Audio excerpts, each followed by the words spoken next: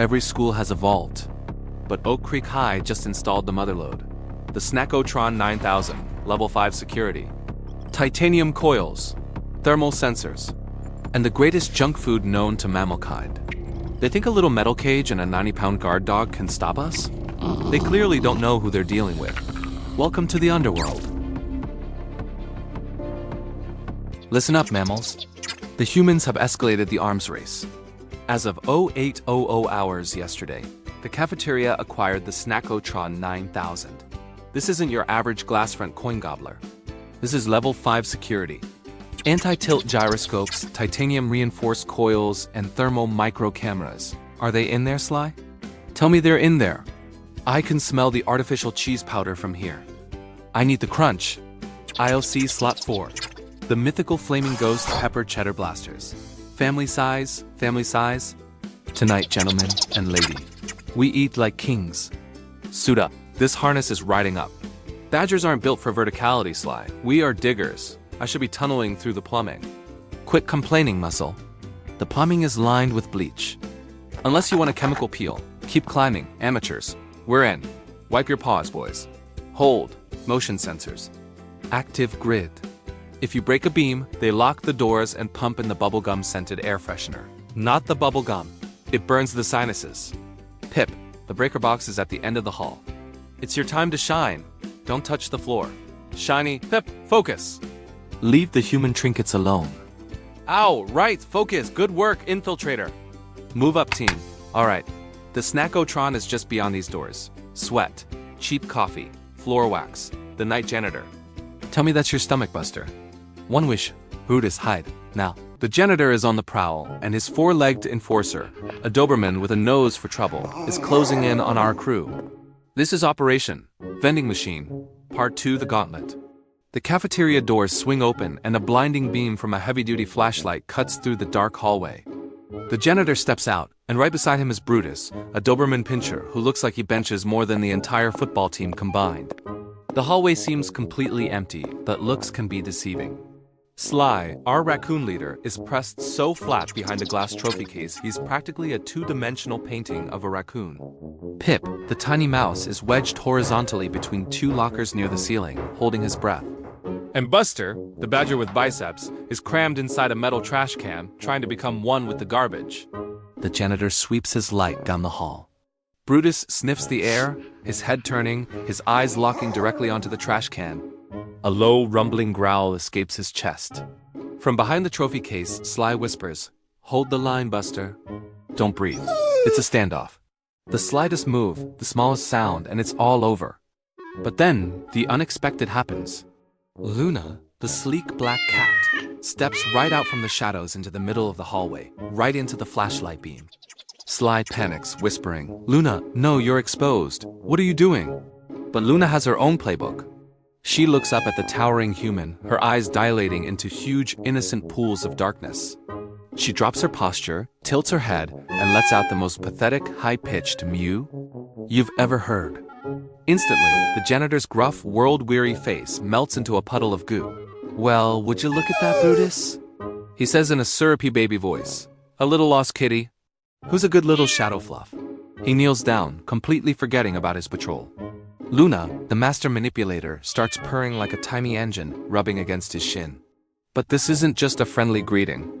As she weaves around his leg, her long, elegant tail expertly unclips the cafeteria master key from his belt loop. "Let's get you some leftover tuna from the teacher's lounge, huh? Come on," the janitor coos, completely under her spell. He turns and walks away, with Luna trotting obediently behind him. But just before she disappears around the corner, she glances back at her team, gives a subtle wink, and with a flick of her tail, tosses the master key into the shadows where Sly is hiding. As the key clinks softly on the floor, Sly lets out a long-held breath. "I hate it when she's right," he mutters. "Move!" With the janitor distracted, the crew slips through the cafeteria doors. The room is massive, echoing with every tiny sound, but their path is blocked. Pacing back and forth like a furry sentinel is Brutus, his ears perked and his eyes alert. Pip, seeing the sheer size of the Doberman, starts hyperventilating. "He's huge," he squeaks. "He's like a furry tractor." "I can't outrun a tractor, Sly." Sly stays calm. We don't run. We misdirect. Buster, you're up. Standard Protocol 4B. Buster cracks his neck, a grin spreading across his face. He pulls out a neon pink, squeaky rubber chicken that seems to glow in the dim light.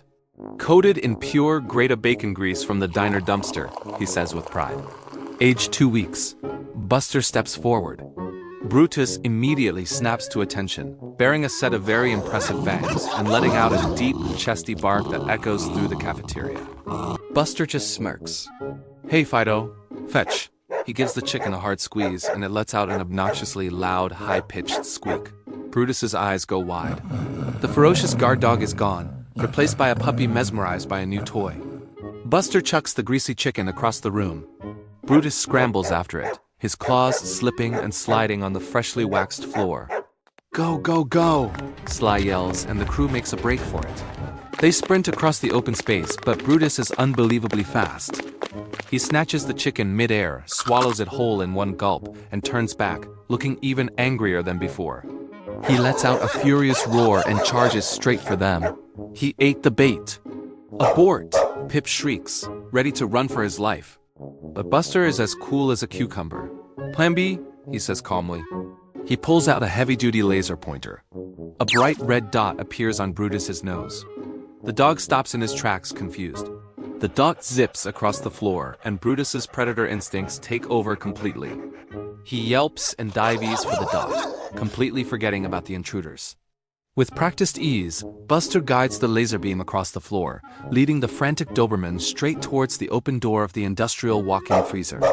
Like a heat-seeking missile, Brutus launches himself inside, chasing the elusive red dot. With perfect timing, Buster hits a large red button on the wall next to the door. A heavy metal door slams shut, and the solid deadbolt clicks into place. Buster calmly dusts off his paws. Amateur, he scoffs. He'll have plenty of frozen tater tots to keep him company. With the dog dealt with, the crew turns the corner, and there it is. In a halo of soft artificial light, stands the Snack-o-Tron 9000. It's a monolithic fortress of steel and glass, a monument to midnight cravings. And inside, glistening in aisle C slot 4, are the legendary Flaming Ghost Pepper Cheddar blasters. Pip has tears in his eyes. It's beautiful, he whispers reverently. Stay sharp, Sly warns, his eyes scanning the machine. This is where the real work begins. He steps up to the machine's keypad, holding a device that looks like an old Tamagotchi pet wired to a USB drive. I'm plugging the bypass drive into the card reader, he explains. It should scramble the localized mainframe and force a manual drop sequence. He confidently jams the USB into the slot. The vending machine screen flickers to life, displaying the word processing. The crew holds its breath. But then the screen turns a menacing red. The text changes. Access denied. Intruder detected. Initiating protocol. Lockdown. Wait, no! Sly cries out, tapping furiously at his device. The firewall is dynamically shifting. It's updating its own firmware. Buster looks at him, confused. English, Raccoon, he barks. Sly's face is pale. It's a trap. Just as he says it, heavy titanium bars slam down from the ceiling, caging the entire vending machine. Flashing red strobe lights activate, bathing the cafeteria in an eerie, pulsating glow. We're caged out, Pip wails. The snacks! They're trapped in snack jail. Worse, Sly says, his voice grim. That was the silent alarm. It's routed directly to the local precinct. We have exactly 3 minutes before the cops surround the building. Buster, ever the man of action, punches the titanium bars with all his might. His paw just bounces off the unyielding metal. It doesn't even dent. What's the play, boss? He asks, looking at Sly. Sly looks from his useless bypass device to the ghost pepper blasters, now tragically imprisoned behind 2 layers of security. A look of fierce determination crosses his face. We don't leave empty-handed, he declares. We crack the cage. The clock is ticking. Cops are on their way. And the greatest snack in the world is just out of reach. Deep within the silent halls of Oak Ridge High, a legendary heist was about to begin in the shadows of the cafeteria. Sly, the Raccoon Mastermind, checked his wrist computer. Everything was going according to plan. Buster provided the muscle. With a grunt, he strained against the reinforced bars of the vending machine cage. Sly moved in with the bypass clamp. Magnetic locks shorted out in a shower of brilliant blue sparks. There it was. The ultimate prize, the flaming ghost pepper cheddar blasters. Buster prepared the decoy. A bologna sandwich, 3 pebbles, and a green yo-yo. Just enough weight to fool the sensors. The coil began to turn. This was the point of no return. Pip, our acrobat, waited for the perfect moment as the bag fell in slow motion. The swap was flawless. The machine didn't suspect a thing. With the loot secured, Buster strapped the bag to his back. It was time to vanish, but Pip saw something else. The sour surge gummy worms. He couldn't help himself. Pip slammed the F7 key. Error. The security system roared to life. The janitor. He burst through the doors, brandishing his mop like a legendary sword. The chase was on. Buster led the charge through the stairwell with the janitor right on our tails. Luna dropped from the shadows.